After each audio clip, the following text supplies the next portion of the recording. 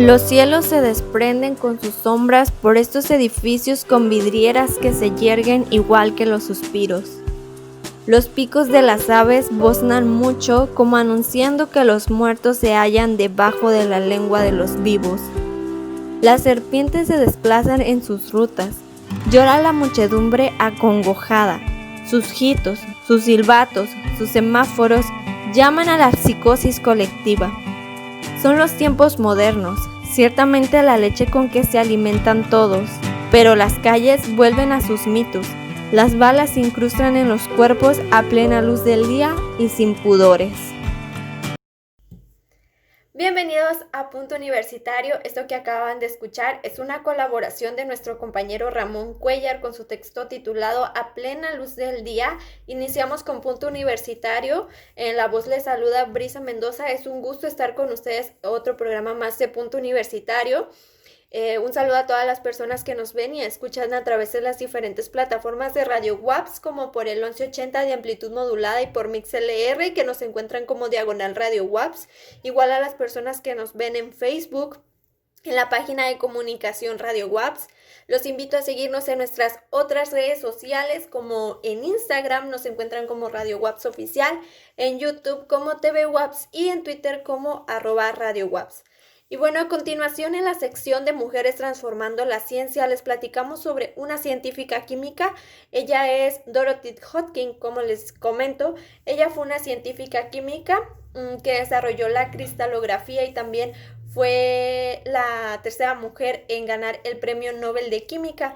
Así que les platicamos un poco más sobre ella en el video de a continuación y en un momento regresamos.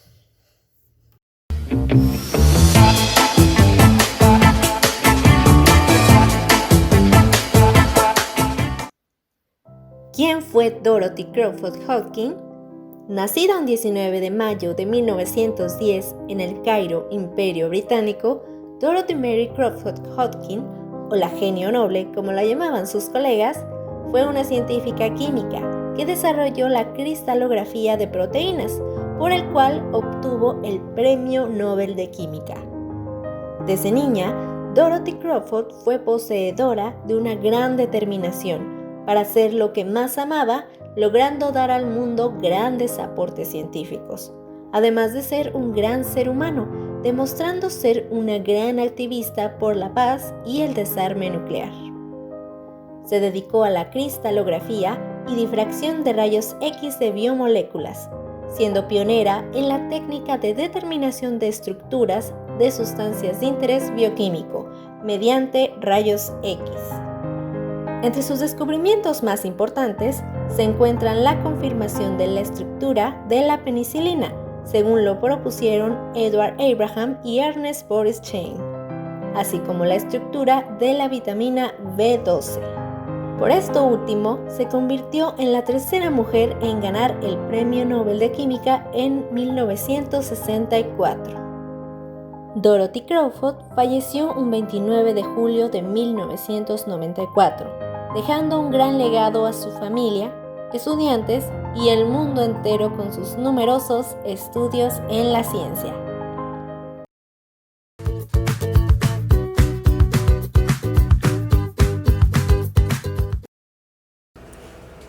Como sabemos, el cortejo romántico no solo es una cuestión que se da en los seres humanos. No somos los únicos seres vivientes capaces de poner en práctica ciertos gestos románticos para atraer a la pareja deseada, sino que sucede también con el resto de las especies.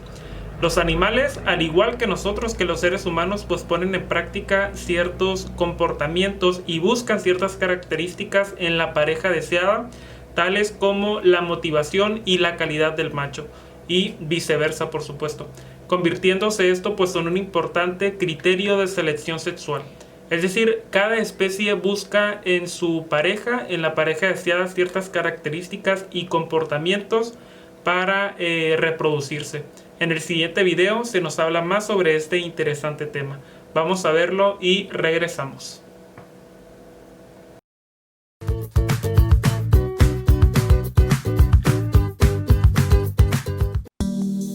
Selección de pareja. Los animales, como los seres humanos, ponen en práctica actitudes y conductas instintivas para seducir a la pareja deseada. Podríamos definir el cortejo como el conjunto de comportamientos que preceden y acompañan al acto sexual, permitiendo el reconocimiento entre machos y hembras de la misma especie sin desencadenar reacciones de defensa. La observación del comportamiento de los demás podría influir en la selección de parejas. Por ejemplo, en el caso del espinoso, los machos con huevos en sus nidos cortejan más vigorosamente y son más atractivos para las hembras que los competidores sin huevos en sus nidos. La especie de ave urogallo sabio se ve más interesada en cuán visitado sea la arena del macho por otras hembras que en las características físicas de los machos. Por último, las hembras de Garibaldi, una especie de pez tropical que suele encontrarse en la parte nordeste subtropical del Océano Pacífico, prefieren poner sus huevos en nidos de machos que ya contienen huevos de otras hembras. Curiosamente, en la mayoría de las especies, la elección de la pareja es llevada a cabo por las hembras, hecho que se vuelve de gran importancia evolutiva para los machos.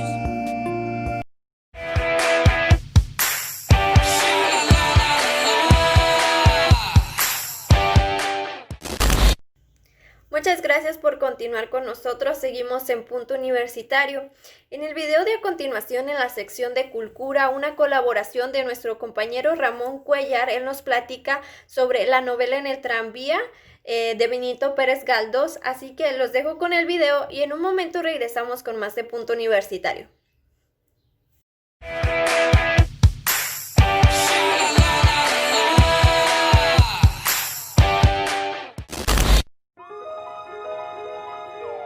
Benito Pérez Galdós es uno de los grandes escritores de la lengua española. Leerlo no solo es disfrutar, sino también entrar en un mundo literario sólido, cuya narrativa tiene alcances universales. En el caso de la novela que hoy nos ocupa, la novela En el tranvía, publicada por vez primera en 1871, es una de sus obras tempranas y no tan conocidas. Está considerada como uno de los intentos de Pérez Galdós por incursionar en la llamada ficción libre. En ella encontramos un divertido juego de relatos, donde se embozan para que no se llegue a ningún lado. Como un propósito narrativo realista que retrata la vida cotidiana. ¿Acaso una de las características de la voz Pérez Galdosiana, pero que poco a poco nos conduce a una historia fantástica? El narrador protagonista nos cuenta retrospectivamente de un viaje en el tranvía, atravesando toda la ciudad de Madrid. El lector llega a saber cómo durante este viaje se construyó una historia entera y compacta en la cabeza del protagonista, compuesto de diferentes fragmentos que también marcan la estructura superficial del cuento. En cuanto al autor, Pérez Galdós nació en 1843 en Las Palmas de Gran Canaria. Desde 1861 escribió relatos breves. En 1862 empezó a estudiar Derecho en Madrid, aunque pronto prefirió el periodismo. Benito Pérez Galdós fue uno de los representantes más importantes del realismo en España. Día con día convivimos con nuestros animales, es decir, con nuestro perro, con nuestro gato, con nuestra mascota. Jugamos con ellas, las acariciamos y hay personas que hasta los besan. También convivimos con nuestra familia y con nuestros compañeros de trabajo.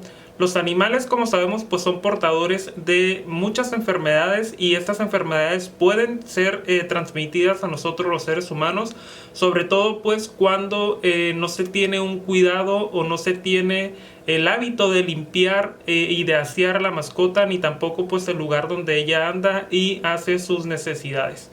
Cuando un animal transmite una enfermedad a un ser humano se le conoce como zoonosis. Cuando es el caso contrario, es decir, cuando el ser humano transmite una enfermedad al animal, se le conoce como antropozoonosis. Se cree que el ébola, la rabia, la influenza, el VIH y el coronavirus pues provienen de animales, es decir, es una zoonosis pero hay que decirlo también, pues esto ocurre principalmente con los animales exóticos.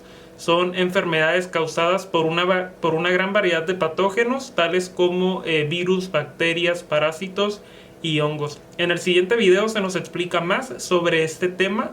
Hay que poner mucha atención porque vaya que está interesante, y regresamos con más de Punto Universitario. ¿Qué es la zoonosis y cómo evitarla? La zoonosis es la transmisión de enfermedades de animales hacia seres humanos. La transmisión ocurre cuando un animal infectado con bacterias, virus, parásitos y hongos entra en contacto con los seres humanos. El 65% de las enfermedades que existen en los humanos son zoonóticas. Por ejemplo, el COVID-19, la rabia, ébola, el VIH y la gripe aviar. 11% de los virus zoonóticos han sido encontrados en mamíferos, 61% en roedores, 31% en murciélagos y 23% en primates. Las zoonosis cuentan con diferentes modos de transmisión. Las directas, que son transmitidas a través de medios como el aire, picaduras o saliva. Y las indirectas, aquellas enfermedades cuya transmisión también puede ocurrir a través de una especie intermedia, que transporta el agente patógeno. Son asociadas a actividades que ponen en contacto a animales y humanos. Por ejemplo, invasión de ecosistemas, la ganadería, cacería y el tráfico de especies. Regular dichas actividades y proteger la vida silvestre equivaldría al 2% del daño financiero causado por el COVID. Considerando que el daño total por la enfermedad hasta julio de 2020 ha sido de $11.500.000 y la prevención anual sería de $26.000. $19.500 en poner el fin al comercio de caza y $5.600 en reducir la deforestación en un 40%, por mencionar algunos ejemplos. Agradecemos al Consejo Sudcaliforniano de Ciencia y Tecnología y Ecosistemas y Conservación por la información proporcionada. Muchas gracias por continuar con nosotros aquí en Punto Universitario. Un saludo a las personas que nos sintonizan a través de las diferentes plataformas de radio webs. Durante la contingencia se ha mencionado mucho la palabra vacuna, pero ¿tú te has preguntado cómo es que se produce una vacuna? Esto te lo platicamos en el video de a continuación y regresamos. ¿Cómo se produce una vacuna? En la historia de la medicina existen dos caminos que transcurren en paralelo para evitar la muerte: la cura y la prevención. En el segundo ámbito, la ciencia ha hecho los avances más significativos desde finales del siglo XIX, cuando comenzaron a ver la luz las primeras vacunas contra algunas de las enfermedades más terribles. Una vacuna es una preparación farmacéutica que contiene derivados de microorganismos, ya sean virus o bacterias, vivos o muertos, o algunos de sus componentes inmunogénicos. ¿Cómo fue el inicio de las vacunas? Fue en el año de 1769 cuando el británico Edward Jenner dio el primer paso al ser el primero en inventar un remedio para prevenir la viruela en 1796. Él inoculó en el brazo de un niño una pequeña dosis de viruela bovina. Es justo en ese momento considerado el nacimiento de la vacunación una medida altamente eficaz para prevenir enfermedades infecciosas. ¿Cómo se produce una vacuna desde cero? Su producción parte de una enfermedad. Se identifica qué la causa, si es una bacteria, virus u otro microorganismo. Es fundamental saber cuáles son sus componentes, proteínas, carbohidratos, lípidos y genes, cuáles son los responsables de la enfermedad y de la respuesta inmune.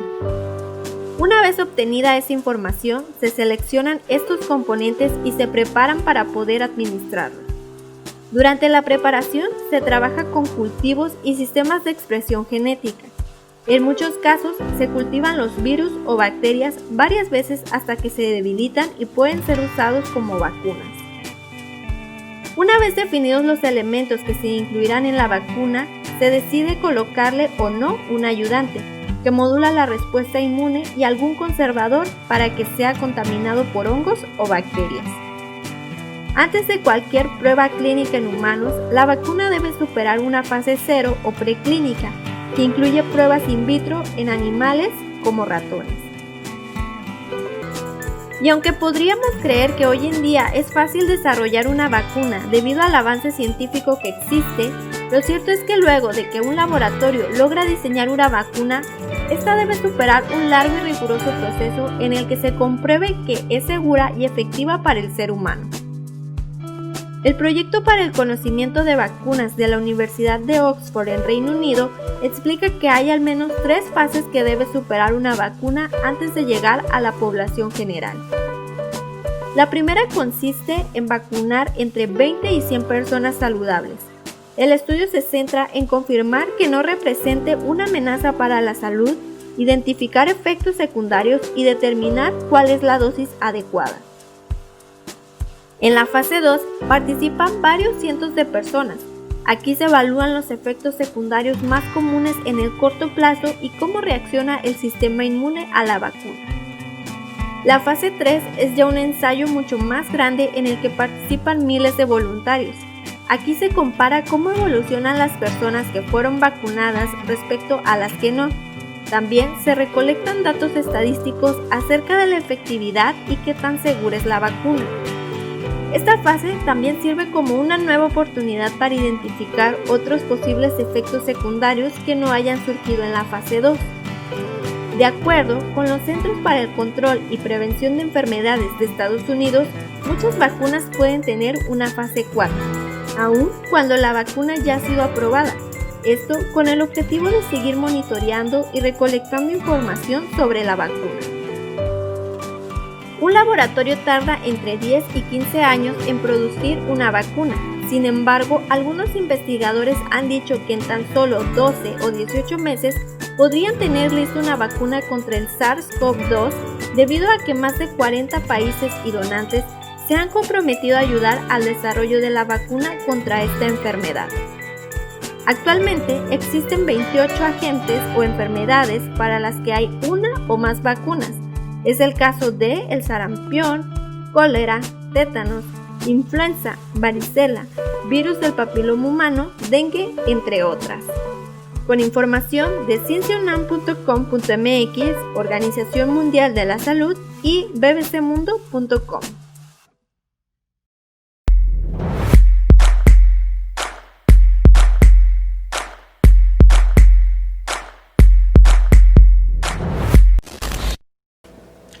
Cada día se habla más sobre el uso de las energías renovables, de cómo su uso pues es clave para el futuro de nuestro planeta y para la supervivencia de nuestra especie. Las energías renovables son aquellas basadas pues en el uso de los recursos naturales, tales como el sol, el viento, el agua, la biomasa vegetal o animal, y se caracterizan pues por no utilizar combustibles fósiles, sino por utilizar recursos naturales que se pueden renovar ilimitadamente. ¿Y por qué hablamos sobre este interesante tema? Bueno, porque hoy toca sección de comentarios energéticos y abordamos sobre superficies que pueden aprovechar la energía solar. Imagínense pues aprovecharla desde la puerta de nuestra casa, o mejor dicho, desde el piso de nuestra casa, porque una empresa en Hungría está haciendo posible esto, y en el siguiente video se nos habla más sobre este interesante tema. Vamos a verlo y regresamos.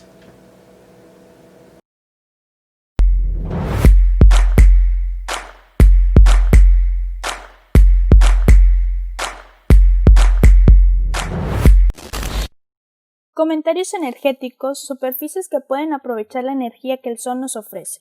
Por Martín Eduardo Monroy Camacho, estudiante IFE.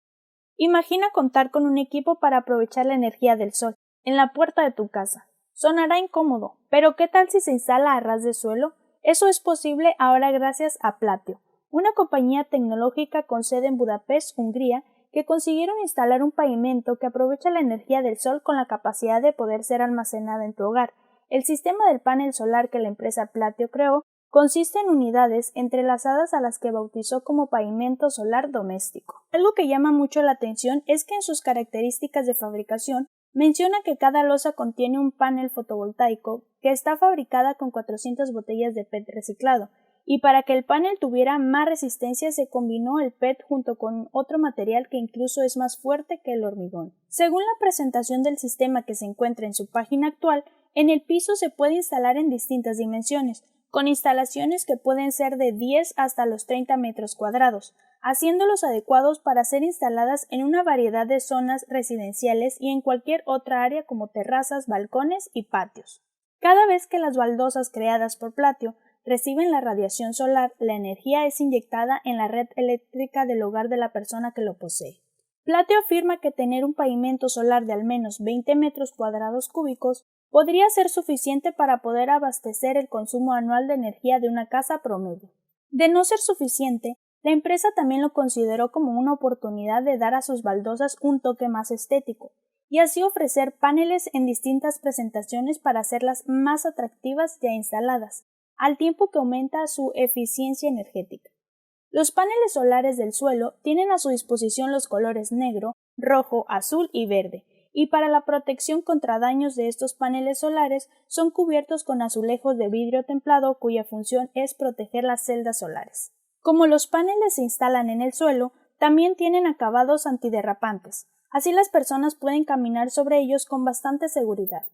También están diseñados para soportar el peso de un coche que pase por encima de vez en cuando.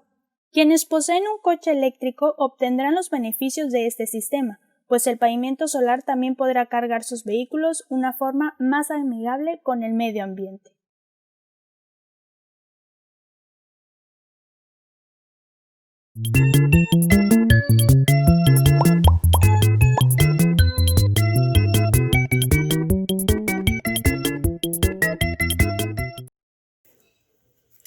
Seguimos en Punto Universitario. Muchas gracias por continuar con nosotros. En días pasados, como sabemos, el 12 de diciembre es el Día Internacional de la Cobertura Sanitaria Universal. Esto es con la idea dirigida a todas las personas en cualquier lugar tengan acceso a servicios de salud de calidad y asequibles como una prioridad para el desarrollo internacional. Les platicamos un poco más en el video de a continuación sobre el Día Internacional de la Cobertura Sanitaria Universal y en un momento regresamos con más de Punto Universitario.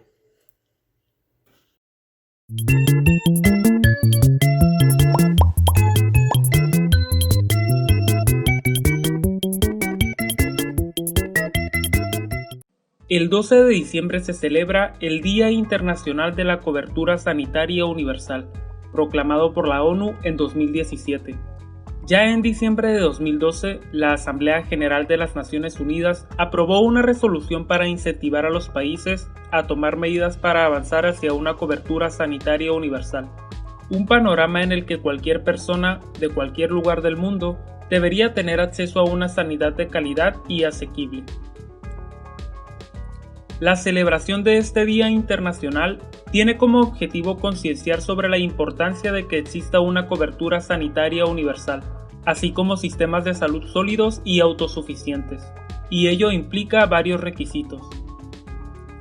Es importante que las personas tengan cerca y accesibles centros de salud y hospitales a los que puedan acudir ante cualquier problema o síntoma. Que en los centros de salud y en los hospitales existan profesionales de la salud suficientes que puedan encargarse de la demanda que les llega con unos horarios y condiciones de trabajo dignos. Que las personas puedan acceder a los medicamentos que necesiten para curar o para sanar cualquier enfermedad. El lema de este día en el año 2018 fue Unidos por la Cobertura Sanitaria Universal. Es hora de emprender acciones colectivas. En 2019, la campaña se centró en el lema Mantén la promesa, haciendo referencia a que los estados mantuvieran su promesa de conseguir una cobertura sanitaria universal para todos. Salud para todos, protejamos a todas las personas. El lema del año 2020 incide con la necesidad de proteger a las personas sin dejar a nadie atrás, sea donde sea el lugar donde vive, Si algo nos ha enseñado la pandemia del COVID-19, ha sido que solo estaremos a salvo si cada uno de nosotros está a salvo. Por eso, es fundamental dotar a las comunidades de sistemas sanitarios accesibles y sostenibles, para que cualquier persona pueda hacer uso de estos servicios en cualquier momento de su vida y sin tener dificultades económicas por ello.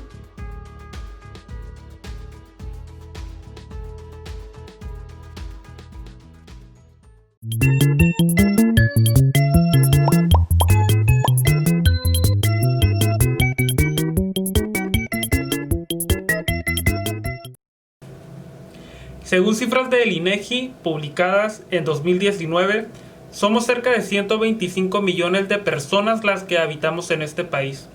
De ese número total, 22.5 millones, es decir, cerca del 18% de la población, son migrantes absolutos y 1.074.000 personas son nacidos en otros países.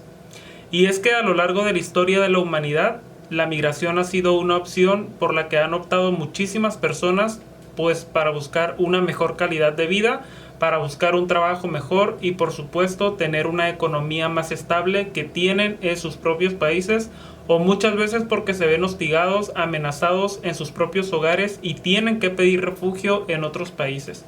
Dicen por ahí pues que nadie abandonaría su país si tuviera una buena calidad de vida. Sin embargo, como sabemos, pues la realidad es otra. Y hoy en día, con la globalización y con los avances en las comunicaciones y el transporte, muchas personas pues se ven en esta necesidad y en la capacidad de abandonar sus países buscando un futuro mejor. Esta realidad pues realmente da muchas oportunidades a miles de personas, pero también crea retos para la sociedad. Un tema que por supuesto requiere muchísima más atención.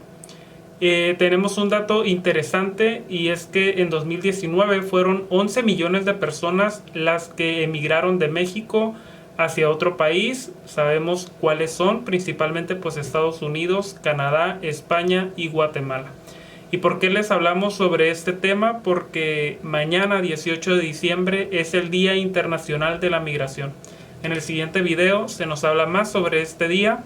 Vamos a verlo y regresamos.